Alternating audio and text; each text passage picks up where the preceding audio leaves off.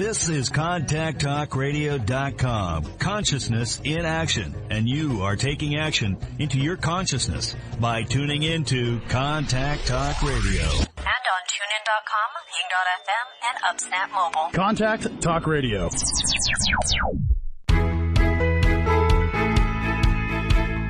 Welcome to Life Mastery with Todd Allen, the talk radio show that dives into the science of higher consciousness. Join Todd and his guests weekly at 10 a.m. Pacific Time and learn how to live a peaceful life with intentional mastery. Enjoy a survey of inspiring topics such as abundance, intention, health, manifestation, love, and transformation. It's all right here. Leading authors, speakers, coaches, entrepreneurs with stories and messages to support your well-being, let alone your most evocative dreams.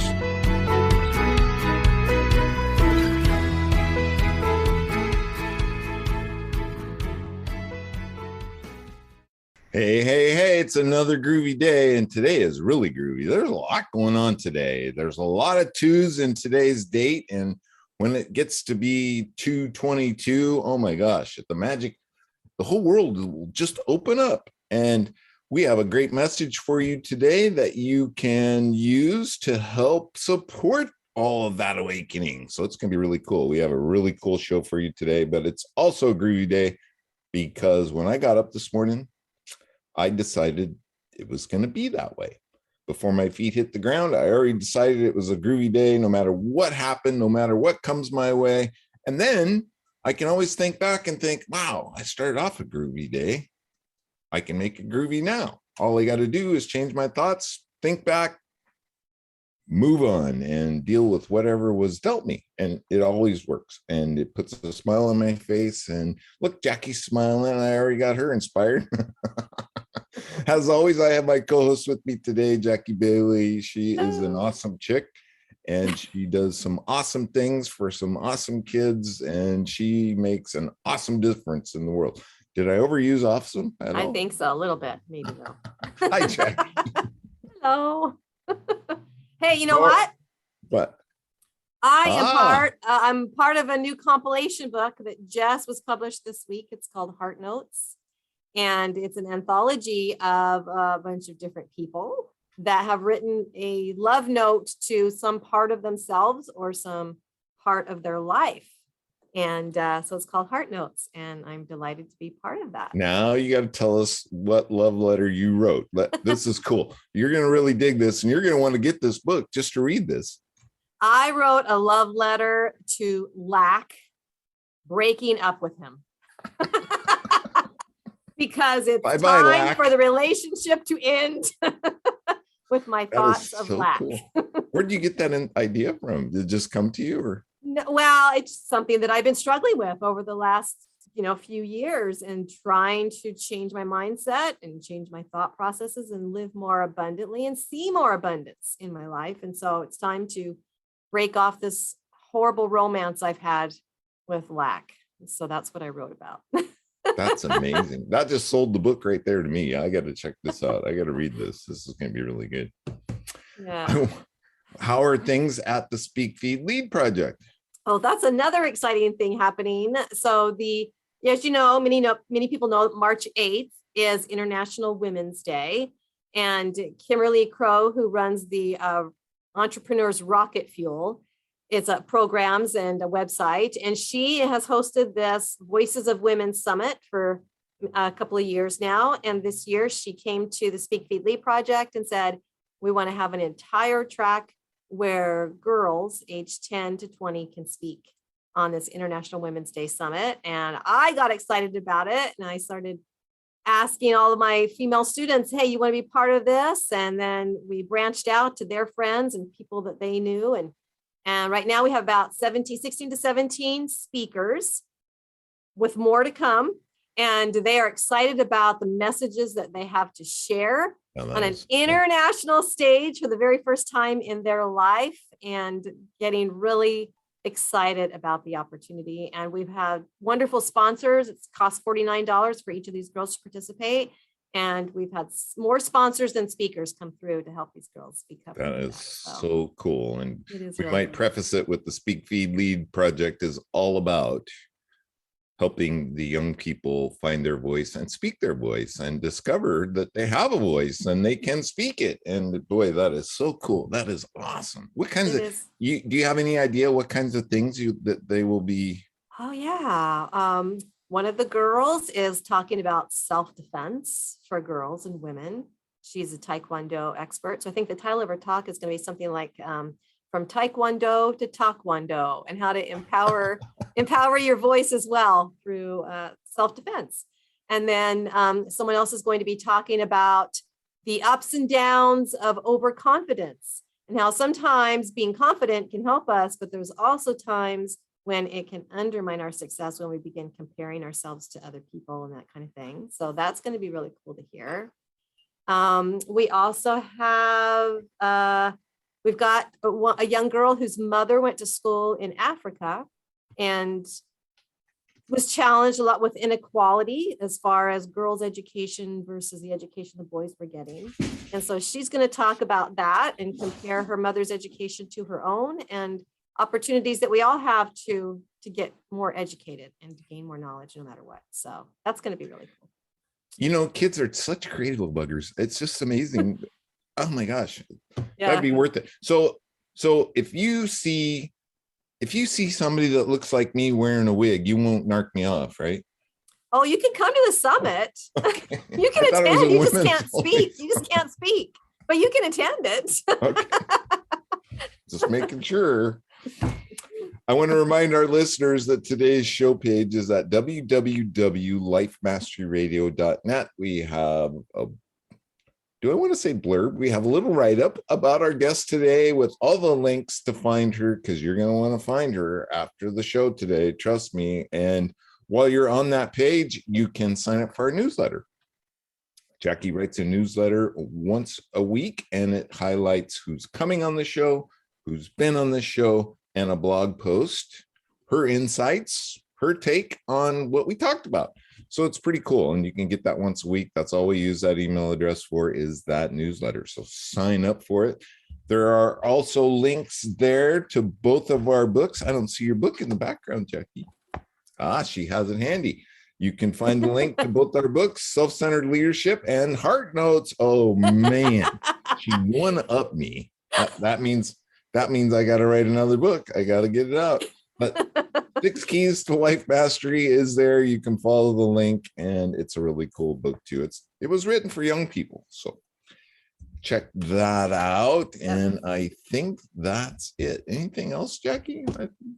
I think you covered it well. Yes. You ready for another groovy show with a Well, you know what? This is 2222, and we've got a real magical message today on this magical day that is going to help us to know how to manifest some changes in our world. Stick around. I think the topic for today is unity, and we're going to talk about that. But let me introduce our guest. Our guest today is Elena Mustakova, and she is a spiritual educator, psychotherapist, coach, and social scientist who guides people toward living with depth, discernment, and ground in a meaningful relationship with our shifting planet. She helps people find wholeness and grasp the connection between their inner reality and the macro trends in our crisis-ridden world. Her spiritual activism is dedicated to integration in a time of fragmentation, to horizons of spiritual empowerment and conscious planetary citizenship. Elena, welcome to the show, my friend. Man, that is one heck of a bio, and it's really short. That's really cool. I found that on Amazon. I'm sure that you wrote it. Thank you so much. I'm really pleased to be with you and all your listeners today. So just by looking at your name, is that Russian? No, it's actually Bulgarian. Elena, as many of you know, is a very central figure in the Greek mythology. And so Elena is a very common name in East European cultures, but I happen to be from Bulgaria. So you were born in Bulgaria? Yes, indeed. How did you get to the United States? I mean, we want just a little bit of your backstory. Is this an interesting saga? Well, I guess every saga is interesting in its own way. Since I've spent quite a few decades accompanying other people's stories, I find everyone interesting and a source of learning. I grew up in communism, and my Mm. family was always persecuted and blacklisted. There was a lot of difficulties. But my parents did find creative ways to give me access to some travel. And so when the Berlin Wall came down, I had just found a way to leave with my son at the time. We had already left to do some work in Africa. And from there, I decided to go back to graduate school after my master's degree and pursue a doctorate. What really always interested me is human motivation, and particularly why we find it so hard to be really true to our deepest nature and deepest reality. And so that's what I wanted to investigate. That's what brought me to the US and back to graduate school. And so I came here in the US at the age of 30. And when I told my doctoral seminar professor and subsequently dissertation advisor what I'm here for, he just rolled his eyes. He said, Wow. That's what you're going to do for dissertation. What are you planning for the rest of your life? That's pretty big. And so we became friends afterwards. And It is a big idea. Well, it's something that's occupied all of my life as a educator. I've been a tenured professor for many years, as a clinician, as a coach, just as a human being. I think Helping we're people. living in very exciting times now. Yeah. You know, it's interesting. You mentioned the Berlin Wall. Look what I have. Aha. I have a piece of it. My daughter brought this back, and I cherish it. This is a representation of evolution, right? I mean, it's Yes. clearly a sign that we're evolving towards something better. But, you know, in today's world, go ahead. Don't understand what we're evolving towards. And I think that's where the conversation really begins to become interesting. That's what I find, and that's what moved me to write the book Global Unitive Healing. When the pandemic began, I was acutely aware that after decades of working with people, that people just generally don't understand what's happening. And when you don't understand what's happening on a massive scale, it's a lot harder to know how best to deal with it, where to find your place, and how to be successful in these really difficult and turbulent times. So that propelled me to start writing this book. Wow, very cool. Well, it's interesting to me, Elena, that those of us that have been on this planet for a while, we have seen a lot of turmoil early on in our lives. I mean, I think in America, the 60s and 70s contained a lot of turmoil, and big changes were happening in our country regarding race relations and civil rights and that kind of thing.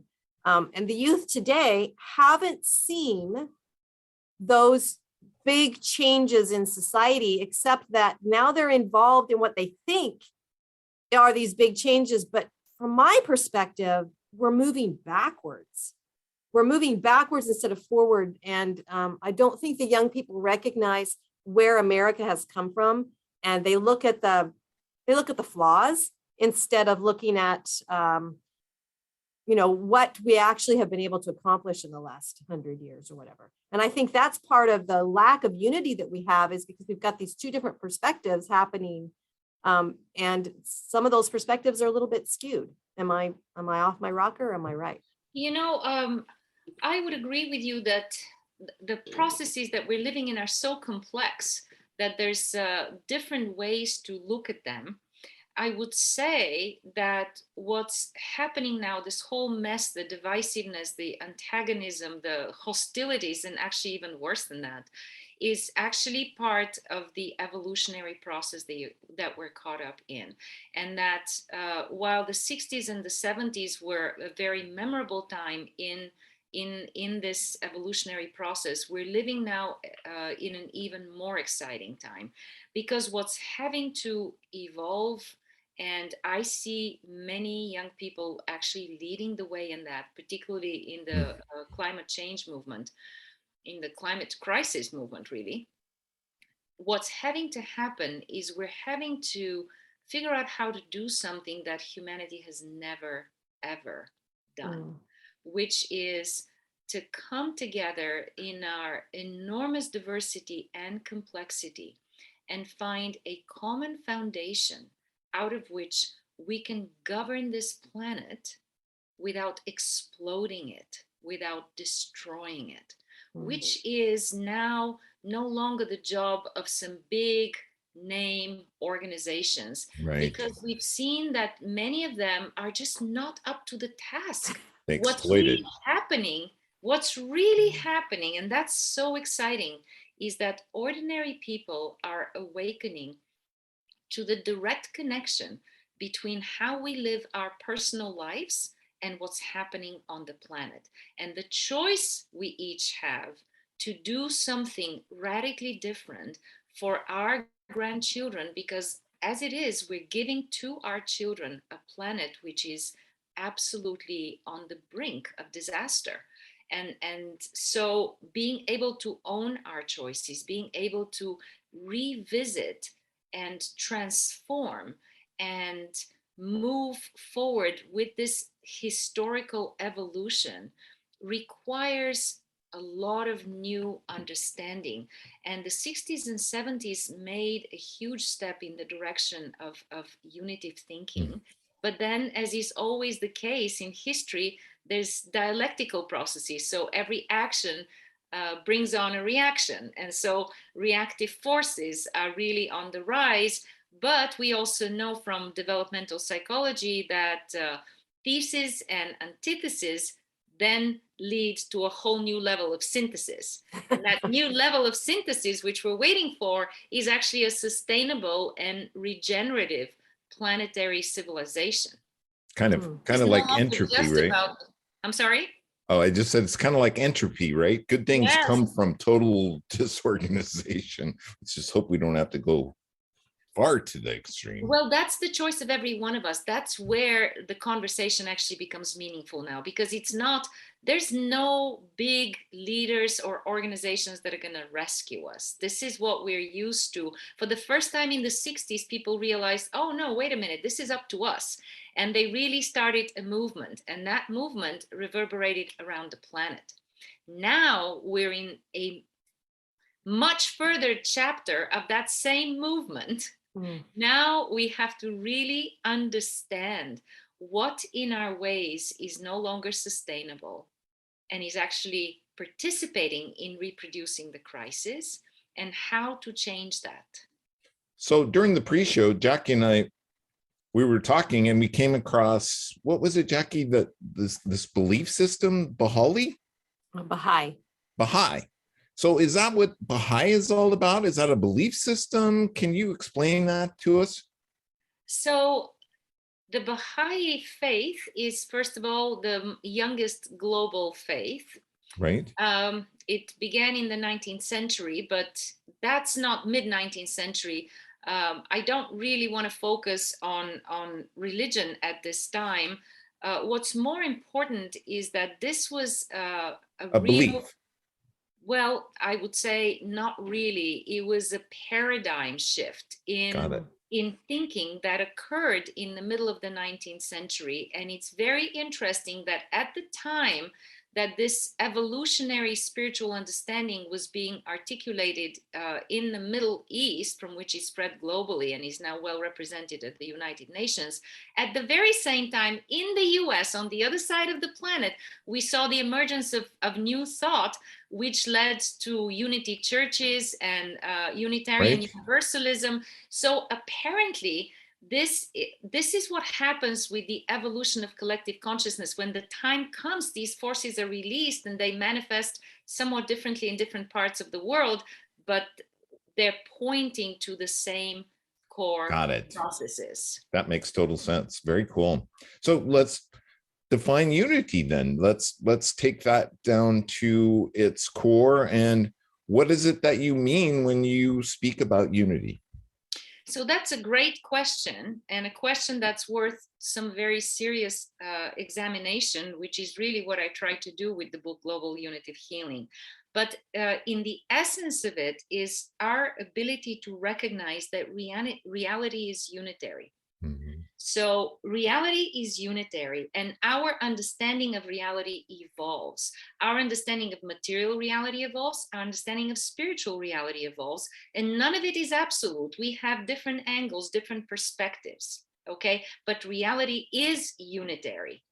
And so now we know that from quantum physics, we know that from science. This is no longer just the wisdom traditions pointing to that. And wisdom traditions have always pointed to that. Every historical religion in the history of civilization, including the Baha'i faith, has pointed to the unitary nature of reality. But what's different now is that it is time for us to evolve socially, to act in accordance with that unitary nature of reality, because our science, our technology, our trade, everything else is now global.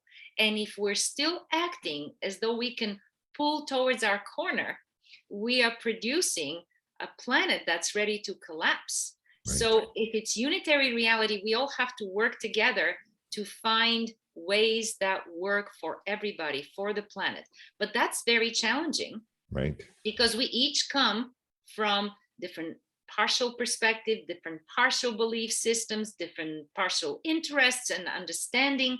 And so then what is the evolutionary challenge of this time? And that's really important to hear clearly, is for each and every one of us to cleanse our particular belief system and way of living of anything that contradicts the unitary nature of reality. And okay, so I'm confused. Let me I'm trying to define in my mind unitary reality. Is that essentially meaning that we as a human race depend on each other? Is that what that means? That is one way to understand it, a very fundamental way to understand it, that we are all interconnected. Of course, quantum physics is telling us that we all live in an energetic field, vibrational field, and that we're constantly influencing each other, and that the nature of reality, that's quantum physics speaking now, as have wisdom traditions, is actually consciousness. That consciousness precedes matter, and consciousness is an evolutionary phenomenon. Consciousness evolves, individual and collective consciousness evolves, and that is a unitary process. Now, that evolution oftentimes happens through all kinds of tensions and clashes and contradictions, which, however, become absolutized and become a problem if we don't understand that they're part of an evolutionary process. It's like a marriage. Now think of a marriage. You know, two partners each have their truth and they're clashing who's right and who's wrong, when in reality, each one of them has a perspective on reality that's valid and also has a skewed narrative which they cannot see is skewed because it's their reality. Right. But as they work with each other, and maybe with the help of a therapist, they begin to separate that within their perception and experience, which is foundational and should not be given up, from that which is the skewed story that has more to do with the personal history than with reality. Right. And that has to be transcended.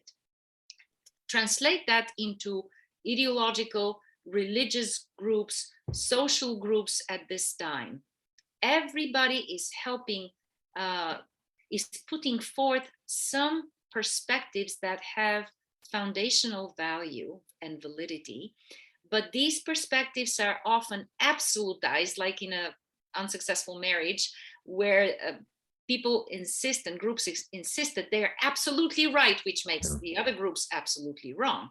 Now, the way of unity that I write about, the way of unity that was first, this impulse was first released into the world in the middle of the 19th century, not because it wasn't understood earlier by wisdom traditions, but because people were not mature and ready for it. In the middle of 19th century, we have the science, the technology, the discoveries that really made it a unified planet in that way. And now our consciousness has to catch up.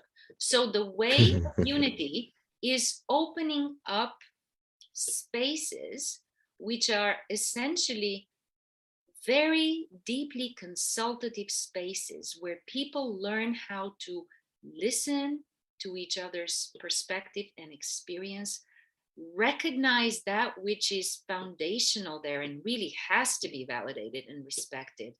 And then as they each speak and listen to each other, it becomes evident what is the common foundational ground and what is a little bit of noisy insistence that maybe has to go by the wayside. And that's the way in which solutions emerge, which are actually unitive solutions and therefore are sustainable and work for everybody. Now, that's a profound process, and it takes a deep spiritual commitment to engage in this kind of process. It also takes the willingness for us to examine out of what beliefs we're living.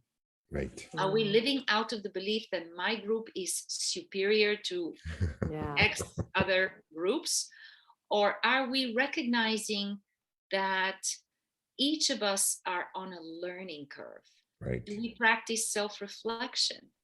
Do we notice our ways of disunity in our daily lives? Are we willing to take stock? Because we all practice disunity. Let's face it, nobody's got it down. We're all learning in this. We're all evolving. And the important thing is not that we can be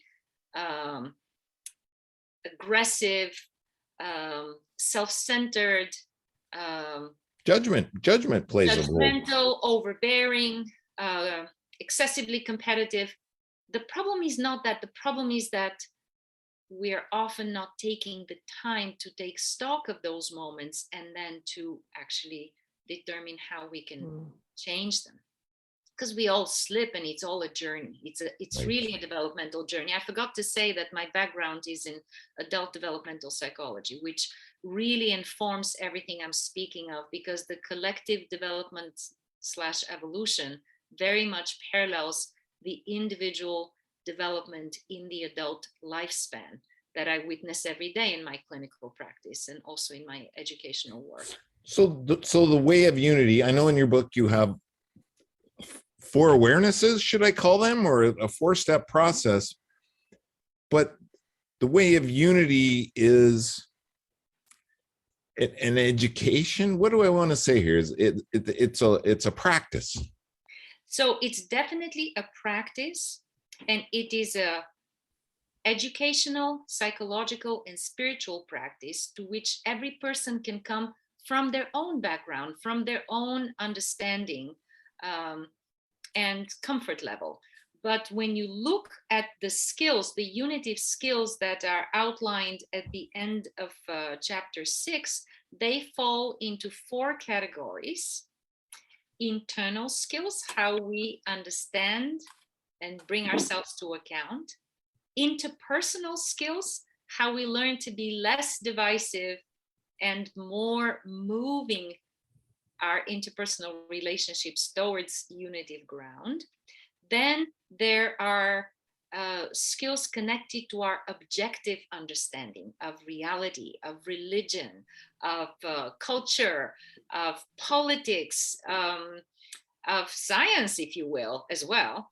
So that's the 3rd group, objective understanding. And the 4th group is skills for collective social evolution, the social evolution of large bodies. How do we participate in that? So how does the average American, for example, participate in the evolution of this amazing country from chaos, hostility, and even fascism on the rise to a whole new level of democracy? Everybody participates. These are evolutionary, social evolutionary skills. And whether we realize it or not, we're participating. If we're not conscious, if we're not consciously part of the solution, we're part of the problem. Well, Elena, I think it's so important that you mentioned listening. In fact, I think I was going there too. Yeah, the first chapter is about listening, and I don't feel like we're doing that much anymore. In fact, I feel like people are going la la la la la la. I don't want to hear what I'm right, Jackie. I don't want to hear what you have to say because you offend me. And you say you make me feel bad, and so I'm not going to listen to you anymore. And so I believe if we are ever going to be able to be unified as a country, or as a people, we've Yeah. got to stop wanting to be right and just wanting to show respect and understanding and listen to what other people have to say. We don't have to believe them. We don't have to feel like they're trying to convince us to have an open heart as to what their perspective is, because I believe that everybody else's perspective is going to deepen our own. Even if we don't believe what they're saying is right, their perspective is important enough for us to hear. well, that's where we get different ideas, right, Elena? How else do we formulate what it is that we believe unless we hear what other people believe too, and use, what is it, discernment to I understand. love that word. Love that word. It's wonderful that you're pointing to this current condition, and where people are plugging their ears and just yelling out loudly enough their truth. That's the reason why we have 50% divorce rate, because we're not able to, or we're scared to listen to each other, thinking we're somehow going to lose our identity. What's really beautiful about unitive processes is not only do we not lose our identity when we listen deeply, we expand and enrich it. And we have less reason to be on the defensive when we listen deeply. So I'm very glad you keyed in on that very central first step. And we learn it about other people too, right? What's important to them. When we don't pass judgment and we listen and we understand where that person's coming from, rather than judging them and say, oh, you're just a wackadoodle, you're just out there, I don't even want to hear what you have to say. And you said a very important word there. When we listen, we also discern. We discern that which is essential, that has to be honored and validated and respected, and that which may be just defensive mechanisms, and we don't need to get stuck on it. Well, that's the problem I think I see in our youth, is with the advent of social media. They don't have the experience of discernment, and they buy into things that are, like, we might think are just completely ridiculous and wrong. But what's happening with even a lot of adult people I know is they're tuning out of the people who love them most. And their discernment is following a narrative that's being spoken by something that's probably not true. and yet they can't discern between the two. And so they're losing friendships, they're losing family, but they're navigating toward like conspiracy theories and things like that. And I think that's maybe being driven by fear. What we learned on our last show, which just blew me away. And that's, what did she call it? Self-deletion. Yeah. Self-deleting. Yeah. Self-deleting. Take our own lives now as being self-deleted. Yeah. It's very dramatic, the trends that we're witnessing, and can be quite scary. I always try to help the people I'm in connection with and people that I work with to focus on what are the constructive trends that we see, because those are the ones that usually don't hit the media and take a lot more discernment to actually see. But some of the very constructive trends are, yes, many young people get lost in their iPhones, but also many, maybe even more, are using their social media in order to uphold a greater sense of visibility, justice, social movements, climate change, to put pressure on governments, to really expose corruption. It's very impressive, the power of social media to keep us conscious and aware. And as every great power has its own dark side and liability, so does social media. A lot of addiction. Everything has a bookend, right? I mean, there's this end and there's this end, and finding that happy medium. I think that's what our evolution is about, right, Elena? I mean, it's finding that middle ground to where we survive. And that middle ground keeps shifting as the complexity of our societies increases. So what used to be middle ground even 30 years ago is no longer middle ground now.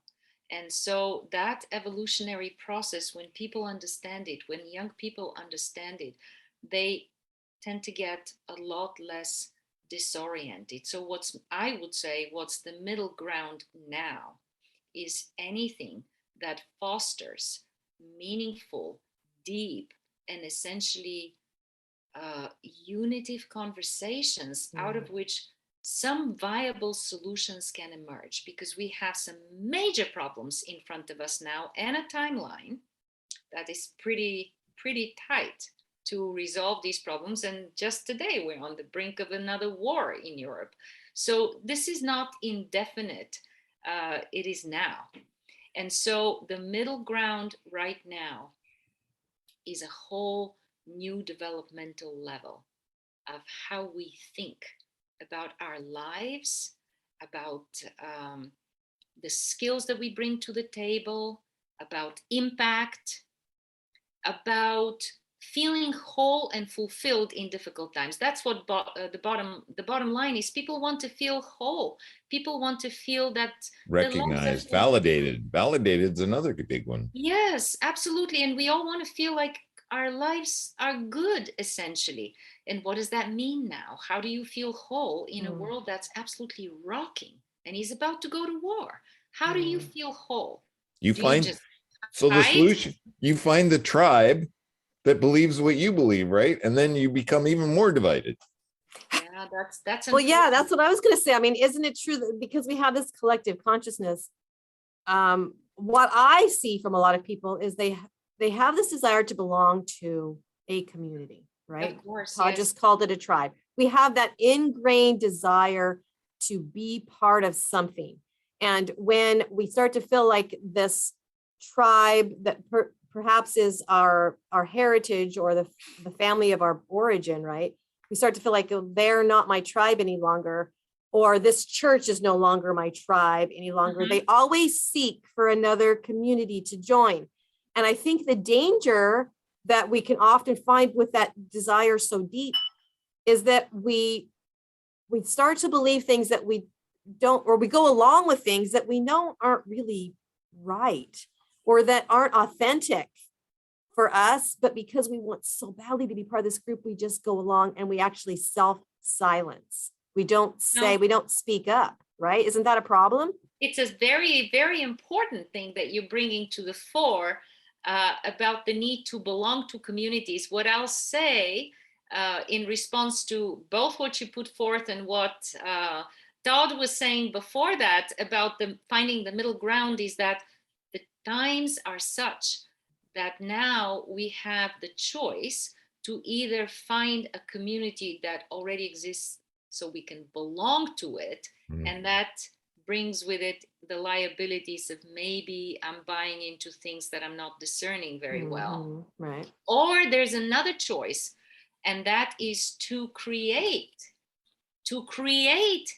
communities of a new kind, communities that are communities of spiritual action, communities that are essentially unitive, that bring together people from very different backgrounds and very different commitments, but that are all trying to create viable communities, not communities that will further divide a splintered planet, but viable unitive communities. And in fact, I wanted to say to your listeners that that's exactly what I wrote my today's blog on medium.com about.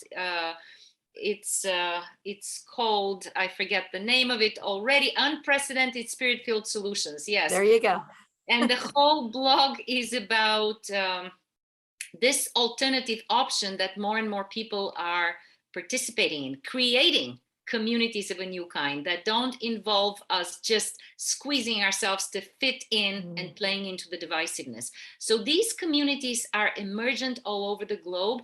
I would encourage people to go to Elena-Mustakova.medium.com, read this little piece. It's a 3-minute read, and then ponder that, respond, put forth your thoughts, because it is up to each one of us. These communities of spiritual action, which is how I'm calling them, they're essentially unitive communities, are emerging all over the globe.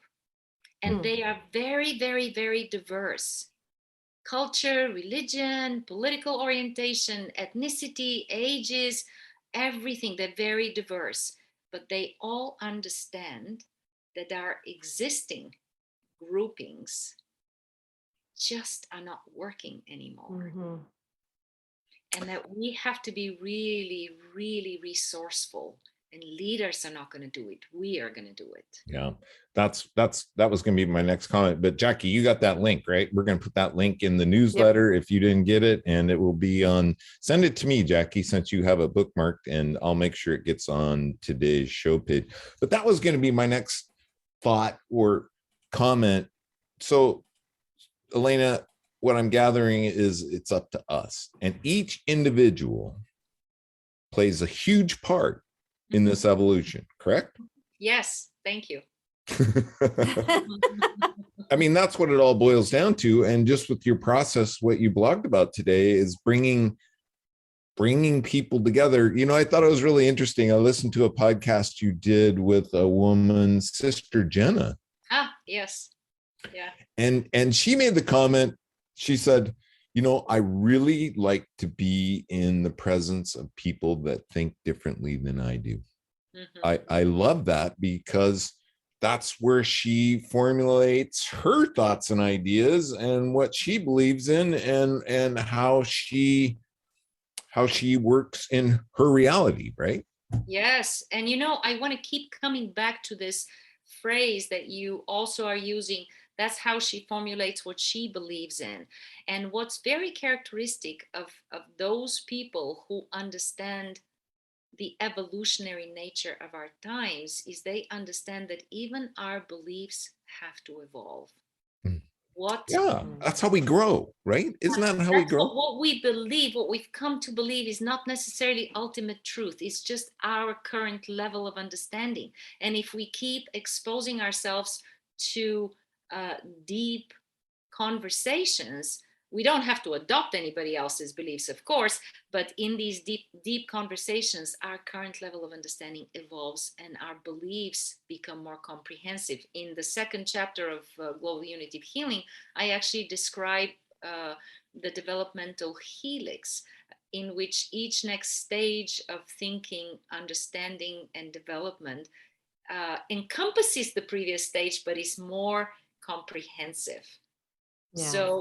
So even our beliefs, we don't have to hold them as though, you know, they are the difference between us living or drowning. They are a map. A map is not reality.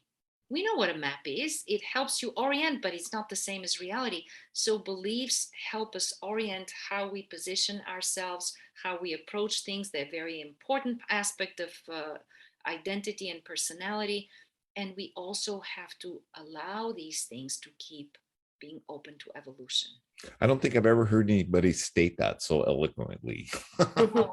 Really, that was beautiful. We might have to transcribe that and put that up somewhere, Jack, because that was a great definition, I think. Yeah. Well, and my mind went to, as you talk about an evolutionary process, you can compare it, I think, to the way that we raise children.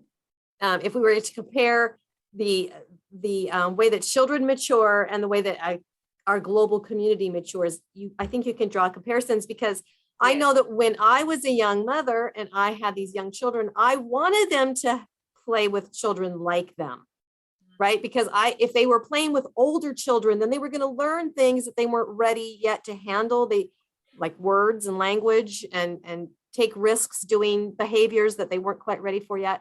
But then there was a point when you had to say, as you say, go hang out with people who think differently than you. Once your value system is built and it's ingrained in you, you know who you are and you have a good sense of that. Now go out, get to know other people, listen to them, and decide what's the course you're going to take now. That's what college is all about, right? Is getting there, listening to opposing views, learning what you're going to do, what your future is going to hold based on this information that you're gaining. And so our country kind of maybe is in that position right now, or maybe the world is in that position right now where we're in the college age of our planet's evolution. And yet we're finding it hard to let go, perhaps, of the rules-based, these are the only people that I can hang out with. Mm-hmm. And realizing that there's actually more that we can gain by actually hanging out with people who are different than us. Is that possible? You know, you're making an excellent point there, and I just want to take for a moment to work with that. The belief system that is now emerging both from advanced spiritual understanding and from physics is that we need our diversity, that diversity is the nature of life, and that as we interact within the diversity, this is actually the most beneficial way to grow up. So when our daughter, who is now 22, was a little girl, she was always part of extremely diverse spiritual communities. So her girlfriends were girls from every part of life and every ethnic and racial background. That's cool. And she grew up with the understanding of it's one human family in all of its diversity. That became a foundational belief for her. And so she learned to appreciate these different people with their different ways and to find way to be with all of them. And so this is what we're evolving towards. We no longer have to limit our children to their kind. Of course, using good judgment about age differences, I completely agree with you as a mom on that importance, but within thoughtful age parameters, to expose our children to genuine diversity, to the genuine diversity of the human family, and help them appreciate how much they gain from these friendships and how much they learn, makes it so much easier as young adults for them not to be defensive, to not be aggressive towards differences, but to really see the richness and the wisdom of that. And that's where the unity principle of reality, when it's translated into a belief system, is actually very advanced evolutionarily. And that's what started to happen in the middle of the 19th century. And that's what the spiritual understanding was, that really religion is one in all of its historical diversity. It is the relationship between the soul, the individual soul, and the unknowable essence of, however we want to refer to it, God, reality, spiritual reality. That it's a relationship, and this relationship has been guided by different historical traditions very effectively, and sometimes not so effectively when we have misinterpreted things and turned them into shields. But to understand the unitive principle that physical and spiritual reality are one, we have to pay attention to the spiritual significance of every material act. Religion is one. Human family is one, and we are evolving together and interdependently. If we don't survive, we all don't survive. And so on. The unitive principle on every level can really inform a whole new level of education, growing up, being in the social world. And it actually has, because it's permeated the thinking of people all over the world now. I see it a lot. You know, that was something that came to my mind as you talked about religion, and religion itself is evolving. I don't think as many people are attracted to it these days. And, you know, I wrote in my book, religion was kind of hard for me because as a kid, you know, we were drilling for oil where hell was and shooting rockets into heaven. And that just, it didn't click with me. And I think a lot of people feel that way today as well. We have this main book, probably the most popular book ever written, and it's got some great teaching stories, but yet they don't seem to identify with it. You know, what you just said, religion itself is evolving. It's absolutely part of the unitive nature of reality. Everything evolves. Humanity evolves. Religion evolves. Our understanding evolves. Everything evolves. That doesn't mean that what's evolving is our understanding and how socially we translate things into reality. They're universal spiritual principles that are consistent throughout wisdom traditions, and you find the same universal spiritual principles in the Baha'i faith. In fact, people who have this spiritual orientation will say it's just a new dispensation. It's not a new religion. There's one religion and it evolves, and it really is a next stage in the understanding of spiritual evolution, which focuses on the universal spiritual principles that cut through, and if we look carefully, we can find them. And these are universal spiritual principles that are like the laws of physics. You know, if you're going to jump out of the 5th floor, you know what's going to happen. Well, if you run against spiritual principles, they have as clear-cut consequences as any physical law. And so if we grasp that and start to live and be with each other based on these universal principles, whether you derive them from your commitment to the humanities, from Christianity, from being an enlightened Buddhist, or being an agnostic, as we start to speak to each other based on these universal spiritual principles and recognize that they're just as binding for life as the law of gravity is, we start to really hear each other and we start to see what works. And then a lot of the belief system is the same. Yes. Right. Or it's compatible. At least, well, we can define it, or we can identify with it. Yeah. You know, we only have, oh my gosh, ladies, we only have about 5 minutes left, but we talked about a couple of things today, Elena, that I just kind of wanted to get your take on, you know, and that is, I'm just fascinated by what the ancients believed and what the ancients thought. And here we are today coming to realize that their practices, their beliefs, what they thought are kind of a truth. Do you find that fascinating as well, that it's all come full circle? It is, you know, human civilization has been in a collective unitary process from the beginning. That's not to say everything they believed and everything they practiced. True, yeah. But there is a core understanding that has been both continuous and evolving. And that's why it's so important for us to think in terms of human civilization, not my little tribe over here. Human civilization in its evolutionary understanding has to survive.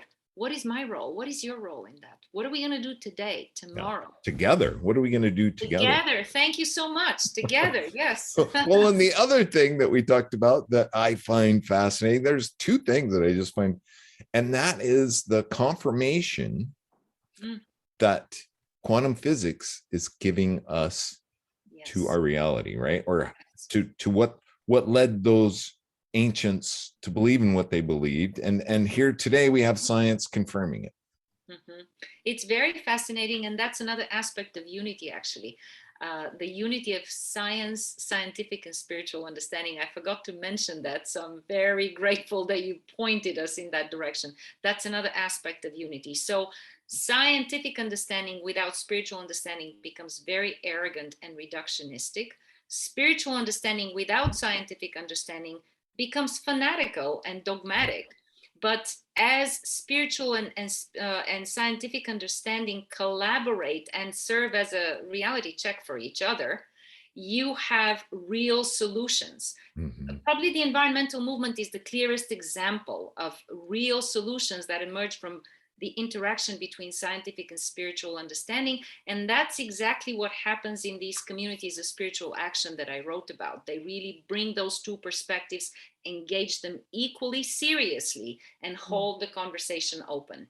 Well, it gives validation, right? There's another way of validating what's being presented to me, and see, you can make your own judgment or your own discernment about what it is that is occurring. And this one validates the other, and it's just it totally, I'm totally fascinated with that. So thank you for I haven't read the book word for word, but I can guarantee you this much: I will read your book word for word because it's fascinating. And that's a cue for you to hold the book up. We haven't really done that yet or talked about it, but this is the book. Here it is. Global Unitive Healing, and Elena is the author, and I'm so delighted that you were able to come on the show today and share your thoughts and ideas. And I am just amazed and so grateful that you have brought this message or this way of thinking to the world. You know, I'm also very grateful for the work that you are doing. Your team is bringing light, understanding, opening this exactly the kind of spaces that we're talking about. So yours is a very significant service. And so thank you very much for what you're doing. And thank you for having me on your show. You're welcome. And Elena, the beauty that I feel from your message today is that diversity unites us. It's not the other way around. However, we do have to be finding the common ground with ourselves and other people for that to really work. Right? Thank you. That's a wonderful takeaway message. Thank you very, very much. Any other takeaways, Jackie? That was awesome. And for our listeners, Jackie's going to be writing an awesome blog post of her insights that we got from today and enticing you to listen to. If you tuned in a little bit late, go back and listen to the beginning, because this was a really cool show. Thank you Lots so to much. Chew on and think about for sure. That's about it. Go. What was that? Thank you, friends. I want to thank you. This was a wonderful conversation. I'm assuming that it's recorded on Facebook, is it? Yep. It's on Facebook, and it will be on YouTube, and it will go out to the world on many platforms. Great. iHeartRadio, YouTube. Much gratitude to you. Again, you are doing the education and enlightenment work for the planet. So that's very important. Thank you very, very much. Well, most importantly, we have fun. Did you have fun today, Elena? Yes, surely. Thank you so much. Bye-bye, friends. That's about all we have time for today. I hope you enjoyed the show, and please tell a friend about the show. We have some amazing guests, and we just have a blast. Lastly, please, please, please make it a great day, because it is all about choice. Bye-bye for now. Thank you for tuning in to Life Mastery with Todd Allen, the talk radio show that dives into the science of higher consciousness. Join Todd and his guests weekly at 10 a.m. Pacific Time and learn how to live a peaceful life. For more information on Todd and his guests, visit his website at www.lifemasteryradio.net. That's www.lifemasteryradio.net.